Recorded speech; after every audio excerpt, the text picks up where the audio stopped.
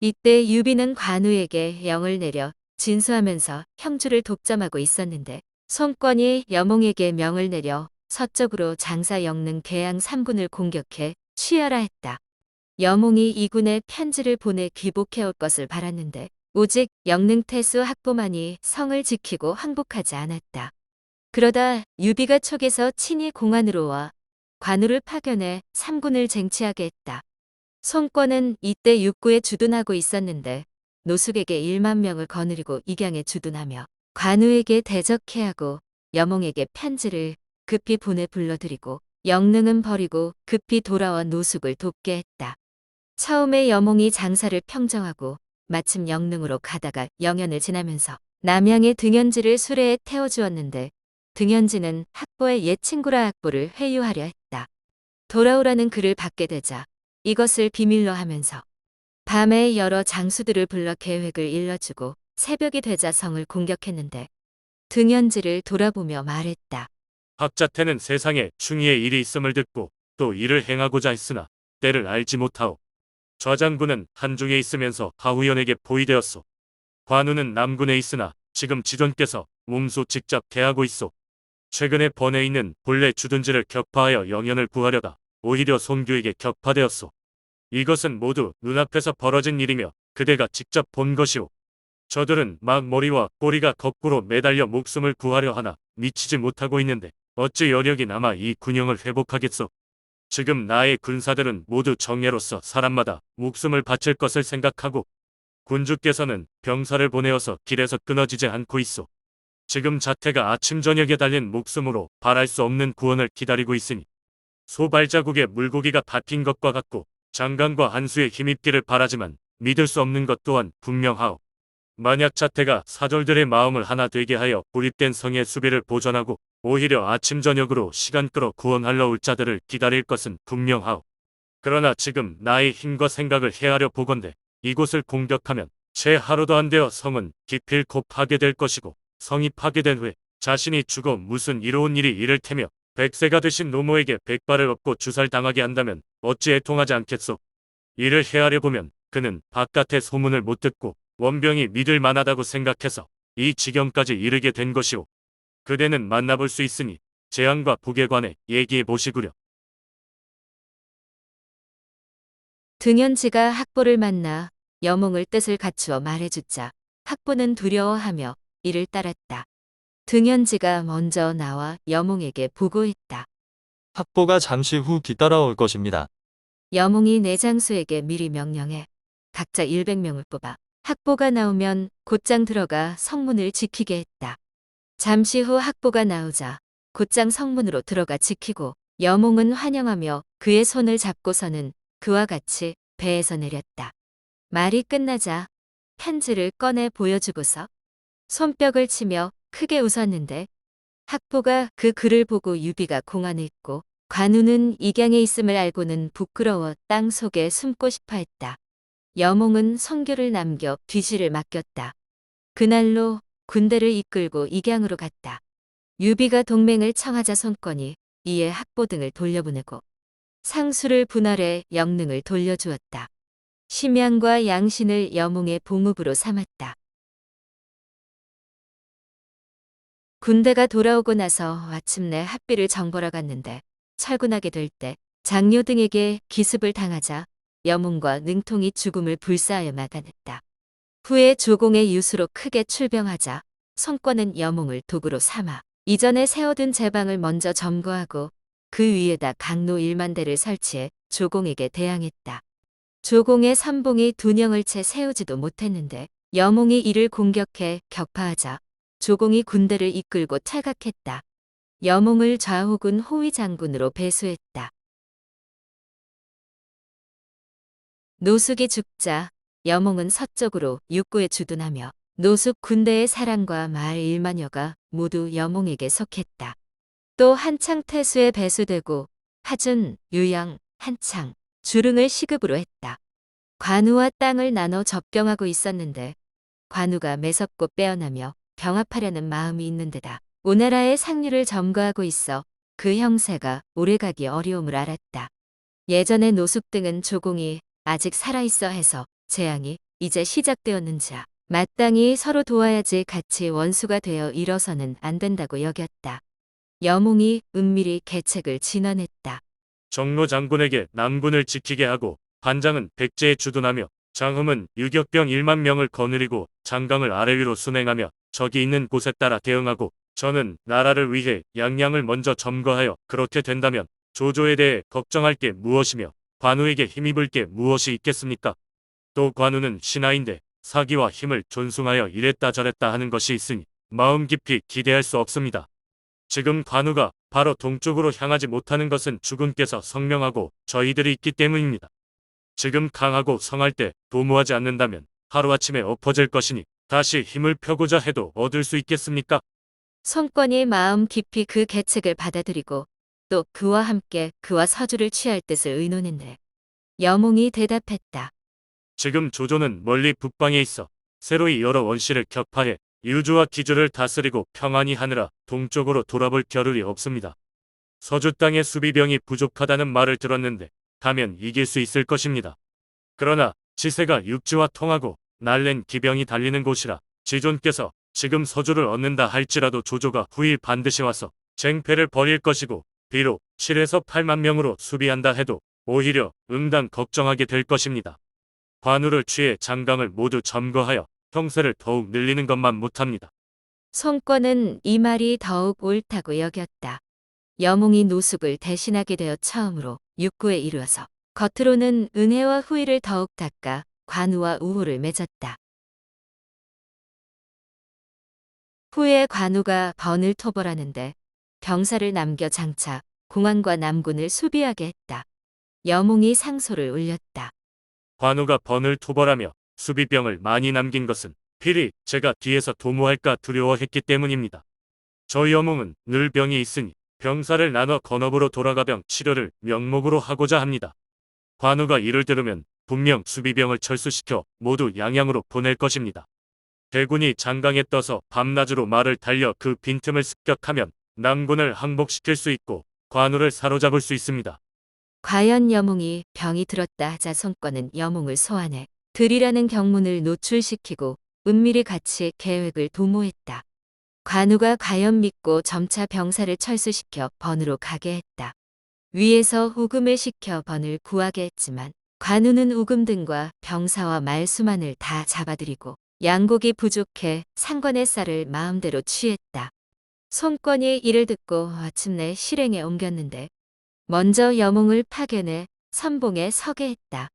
여몽이 심양에 도착해 그의 정병들을 모두 배 안에 숨겨두고 백성들에게 노를 젓게 하여 상인의 복장을 해 입고 밤낮으로 가서 관우가 강변에 세워둔 2뼘의 척후를 모두 잡아 포박해 버리자 관우는 알지 못했다.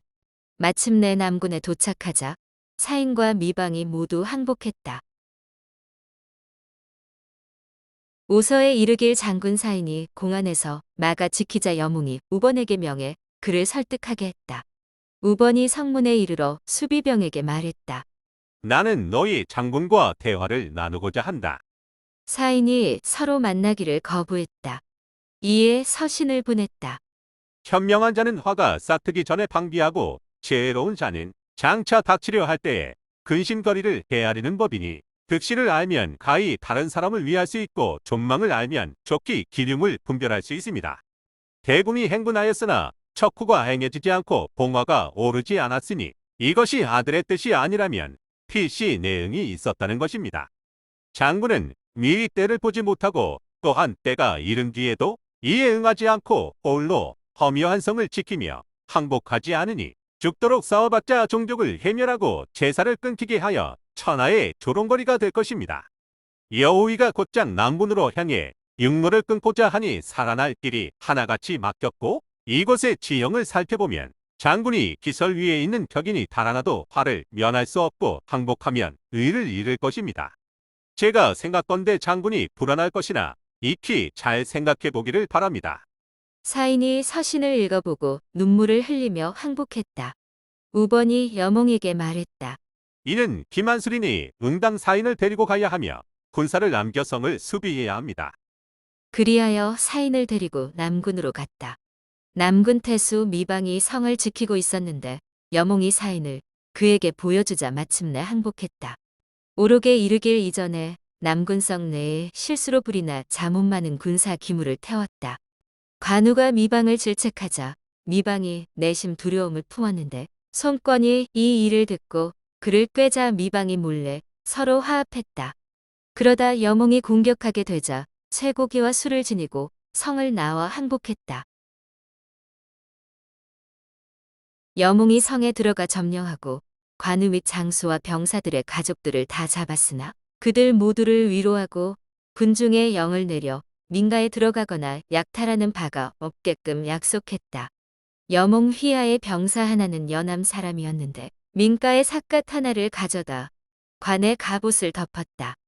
관의 갑옷이 비록 공적인 것이기는 하나 여몽은 오히려 군령을 어겼으니 같은 고향 사람이라고 법을 폐할 수 없다 하여 마침내 눈물을 흘리며 참수했다.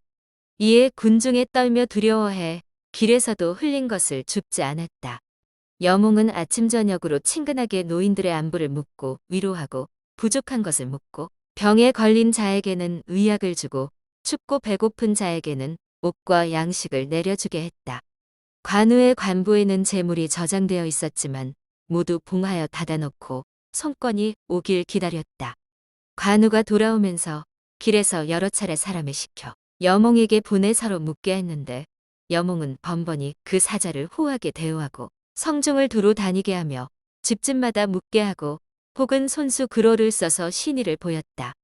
관우의 사람이 돌아오자 사적으로 서로 참여하여 묻고는 모두 자기 집에 무탈하다는 것을 알고 평시보다 과하게 대우받는 것을 알게 되었기에 관우 군대의 관리와 병사들은 싸울 마음이 없어졌다.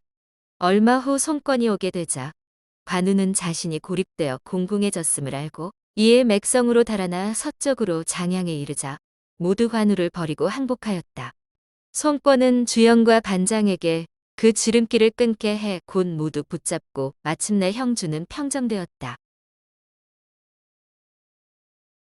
여몽을 남군 태수로 삼고 잔릉으로 봉하고 강표전에 이르길 손권이 공안에서 성대한 회합을 가지자 여몽은 질병으로 사양했다. 손권이 웃으며 말했다. 관우를 사로잡은 공은 자명의 모칙이었는데 지금 대공이 이미 이루어졌는데도 경사스러운 상이 아직 행해지지 않았으니 어찌하여 즐겁지 못한 모양이란 말인가. 이에 보기와 악대를 더욱 주고 칙서로 호위 장군의 관속을 가리고 남군, 여강 2군의 주어 위엄을 보였다. 수여가 끝나고 영으로 돌아오며 병마행렬 앞뒤로 악대가 있어 길에서 빛났다. 1억 전과 황금 500근을 하사했다. 여몽은 금전을 굳이 사양했으나 손권은 허락지 않았다. 봉자기채 내려지지도 않았는데 여몽에게 병이 생기게 되자 손권은 마침 공안에 있었는데 맞아들여 내전에 두고 치료함에 온갖 방법을 다 쓰고 여몽의 병을 고칠 수 있는 자에게 천금을 내린다고 모집하였다.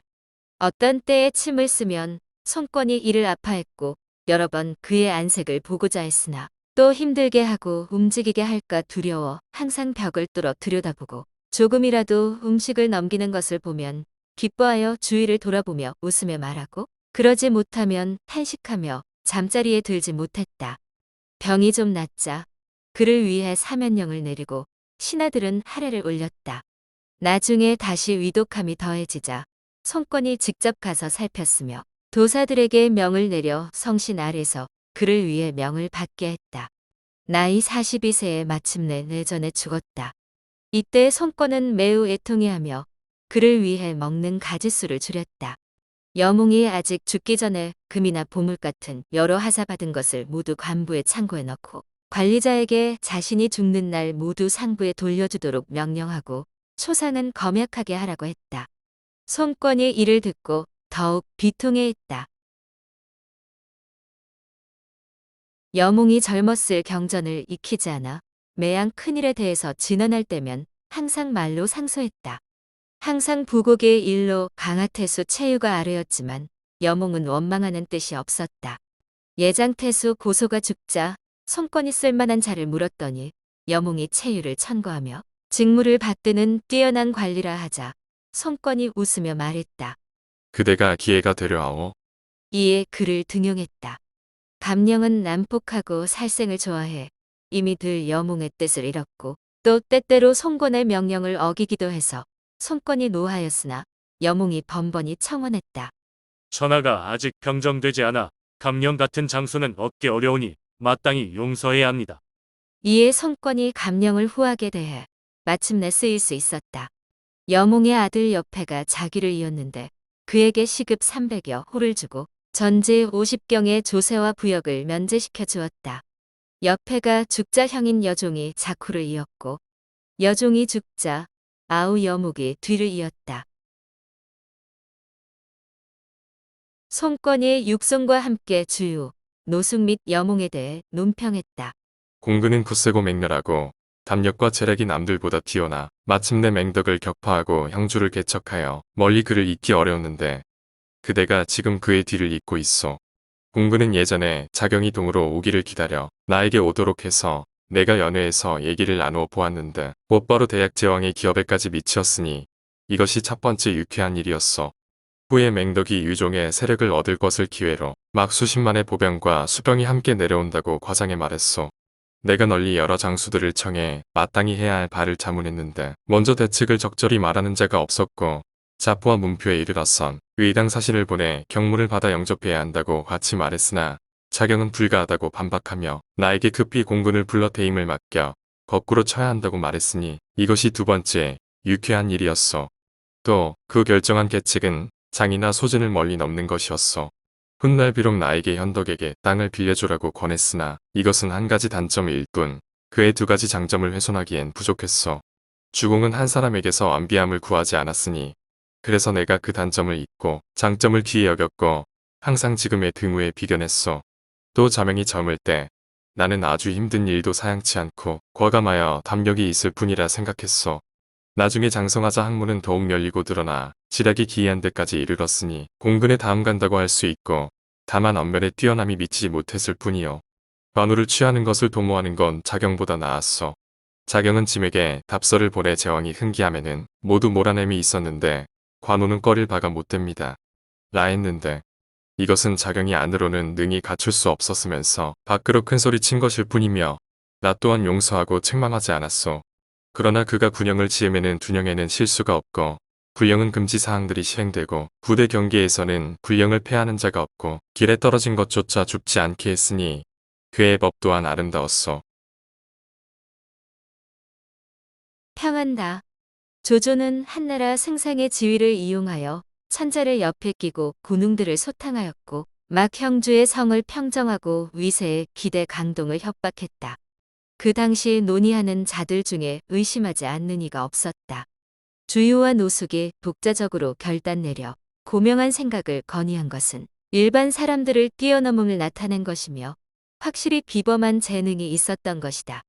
여몽은 용감하고 지모가 있었으며 군사의 계책을 결단할 줄 알았다.